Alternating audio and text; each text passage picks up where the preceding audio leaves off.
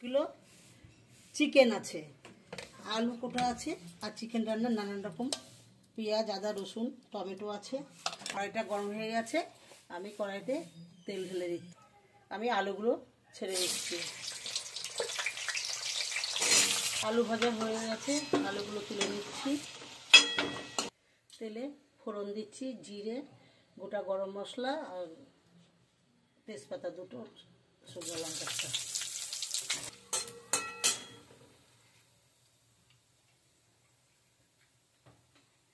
পেঁয়াজ ছেড়ে দিচ্ছি।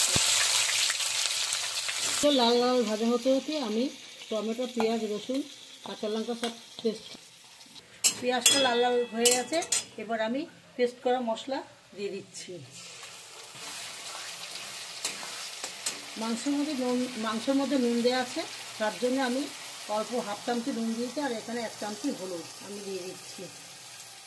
তারপরে কাশ্মীর লঙ্কার গুঁড়ো 1 চামচি, আর একটু চিনি আছে, এটা টেস্টি আছে এবং কালারটা ভালো হয়।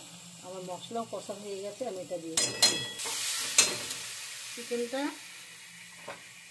মশলায় তেল হয়ে দিয়েছে, এবার আমি চিকেন দিয়ে দেবো। চিকেনটার মধ্যে নুন, কাঁচা তেল, হলুদ আর একটু লেবুর রস দিয়ে আগে থেকে মাখিয়ে রেখেছিলাম। এবার চিকেনটা আমি দিয়ে দিচ্ছি।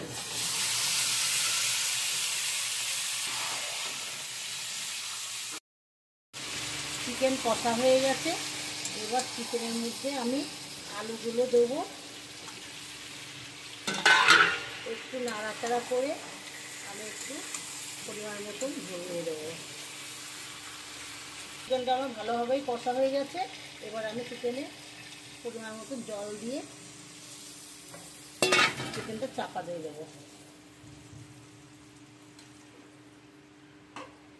আমি 7-8 মিনিটের জন্য চিকেনটা চাপা দিয়ে দিচ্ছি।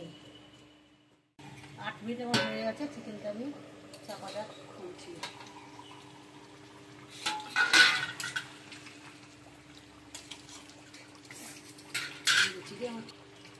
হাফ চামচি গরম মশলা দিয়ে দিচ্ছি, দিয়ে এবার চিকেনটা আমি নামিয়ে নেব।